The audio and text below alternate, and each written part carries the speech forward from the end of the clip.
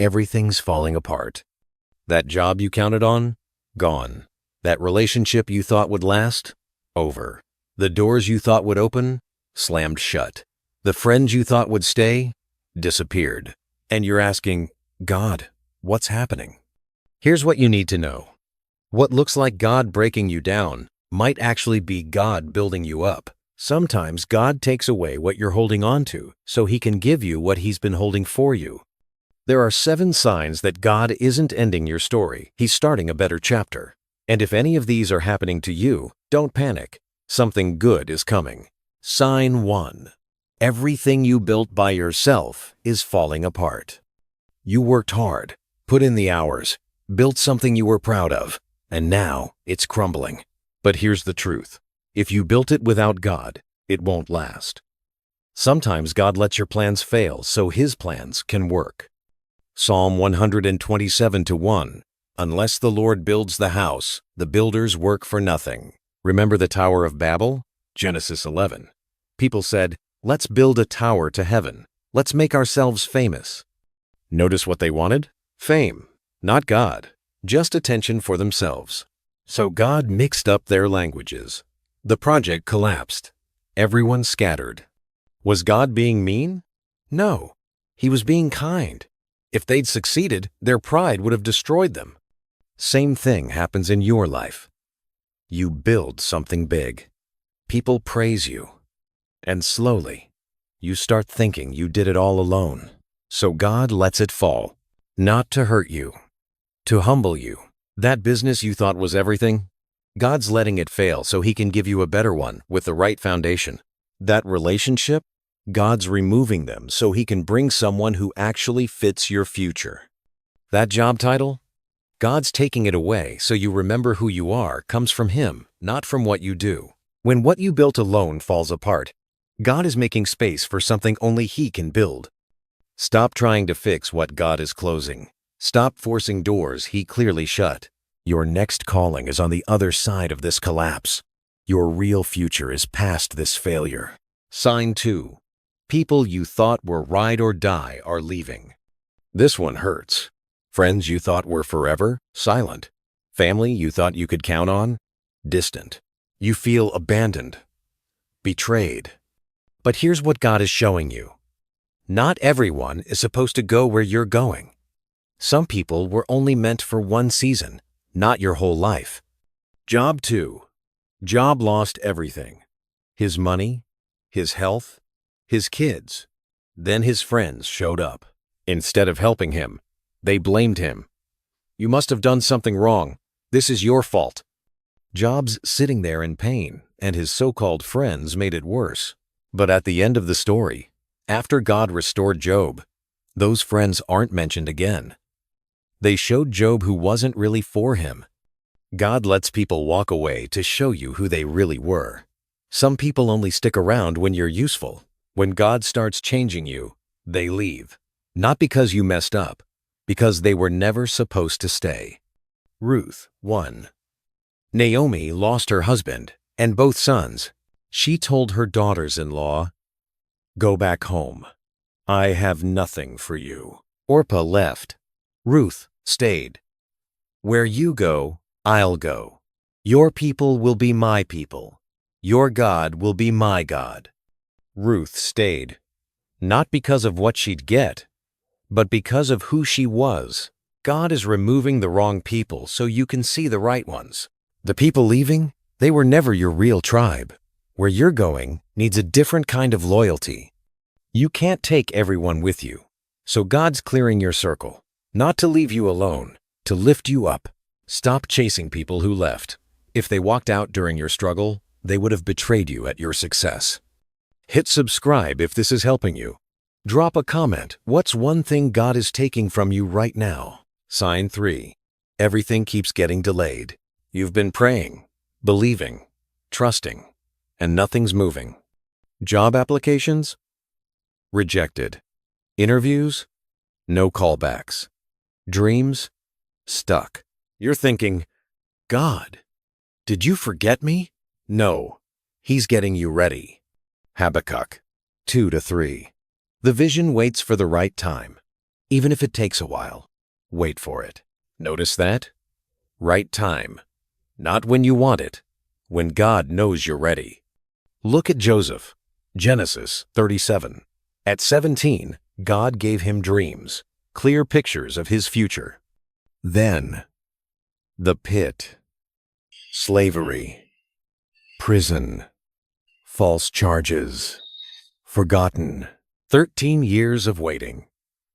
13 years wondering if God's promises were real. But during the wait, Joseph was learning. In Potiphar's house, he learned leadership. In prison, he learned patience. In the shadows, he learned humility. When Pharaoh finally called him, he wasn't just ready, he was prepared. At 30, he ran Egypt. Delay doesn't mean denial. It means development. You're frustrated because you feel ready. But God sees what you don't.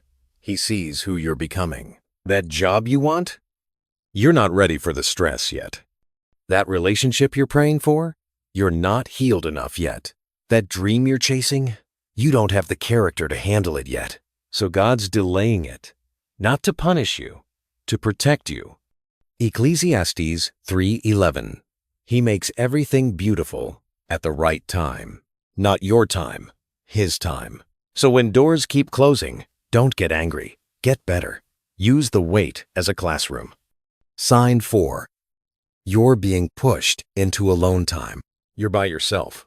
People stopped calling. Invitations stopped coming. Your social life dried up. You feel forgotten, left out.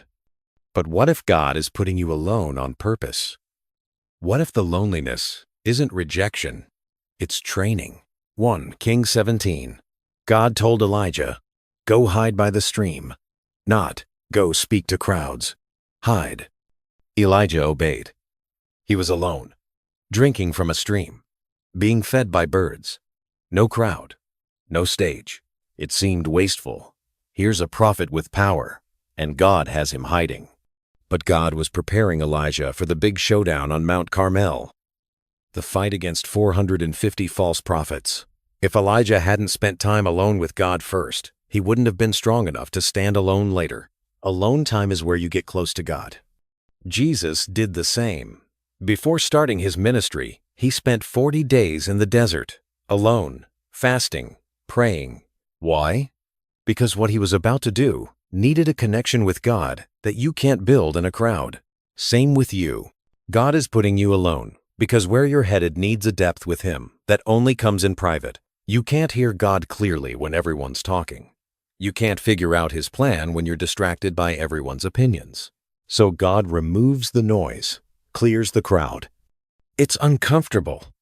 We like being around people. Being alone feels wrong, but it's not wrong. It's strategic. Moses spent 40 years alone before God called him to lead. David spent years hiding in caves before becoming king. Paul spent 3 years alone after meeting Jesus. God hides the people he's about to reveal. So if you're alone right now, embrace it. This is your training, your prep time. The alone season won't last forever, but what you learn during it will. Sign 5. Your prayers are changing from asking to trusting. Remember when you started praying? It was all requests. God, give me this, do that, make this happen. But lately, your prayers sound different. Less asking, more surrendering. God, whatever you want. God, I trust you. God, do what's best. That's not giving up. That's growing up. Luke 22. Jesus is praying before the cross. He knows what's coming. The pain, the death. He prays, "Father, if there's another way, take this away from me." That's honest. Jesus isn't pretending he wants to suffer. But then he says, "But not what I want, what you want." That's surrender. That's trust. And that's what God is building in you, moving you from demanding to trusting, from controlling to surrendering. You used to pray for specific things. Now you're praying for God's will. You used to pray for easy.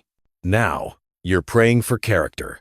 When your prayers change from "bless my plan" to "I trust your plan," you're ready for the next level. God can't trust you with big things if you're still trying to control everything. But when you surrender, that's when miracles happen. Abraham had to let go of Isaac before God blessed his future.